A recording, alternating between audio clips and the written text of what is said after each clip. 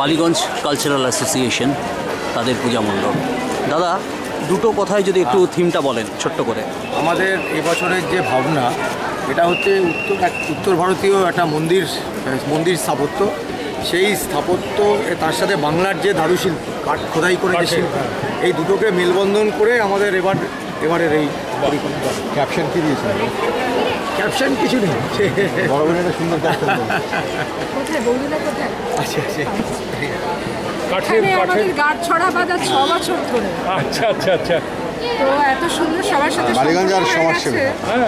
তো এটা এই যে দারুশিল্পটা প্রতিবারই আমাদের কোম্পানিটা চেঞ্জ হয়েছে, এটাই যা প্রবলেম। আপনাদের এই কাঠের মধ্যে যে একটা বিশেষ কোনো এটা হচ্ছে আমাদের যে শিল্পী, প্রতিমা শিল্পী এবং যে ভাবনা আমাদের প্রদীপ রুদ্র কাঠের কাজ করে যে বর্ধমান নতুন গ্রাম থেকে শিল্পীরা এসছেন, এরা 6 মাস ধরে আমাদের এখানে রয়েছেন।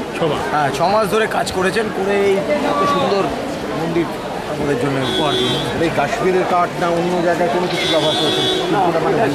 ডিজাইনটা আমাদের একটু বেঙ্গল স্টাইলে হয়েছে, বেঙ্গল স্টাইলে, বাট আর্কিটেকচার স্টাইলটা হচ্ছে উত্তর ভারতীয়, মানালি বা উত্তরাখণ্ডে এই ধরনের।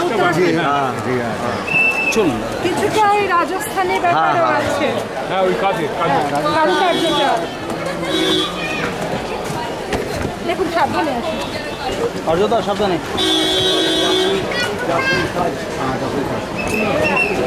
উত্তর ভারতের যে সমস্ত মন্দির দেখা যায়।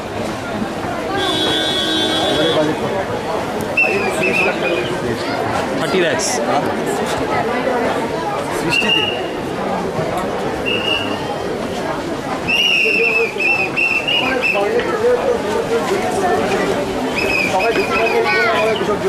জানি।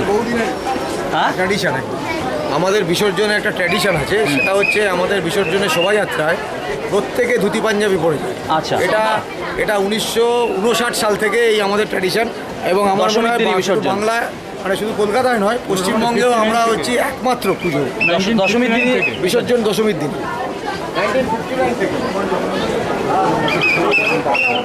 মাতৃমূর্তি।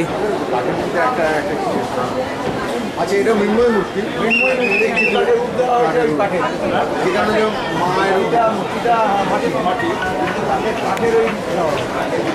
সমস্যাটা কোথায় বলুন? সমস্যাটা আমাদের দেখে পরিষ্কার করছে না। মায়ের মুখে বলো লক্ষ্মী সরস্বতী বলো। তাদের মুখে ওই যে কাঠের যে শেপটা এনেছে, বালিগঞ্জ কালচারাল অ্যাসোসিয়েশন। সরস্বতী মা, সরস্বতী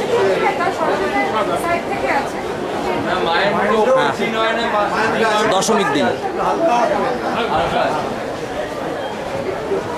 কিন্তু নবমীর দিন আমার প্রোগ্রাম আছে, হলদিয়ায় হবে না। আমরা দুপুর 12টায় স্টার্ট করছি হলদিয়ায় যাওয়ার জন্য। হলদিয়ায় প্রোগ্রামটা, এখানে নয়, হলদিয়ায়। হ্যাঁ, সেটা টালিগঞ্জে। টালিগঞ্জে পিক আপ করবে 12টায়।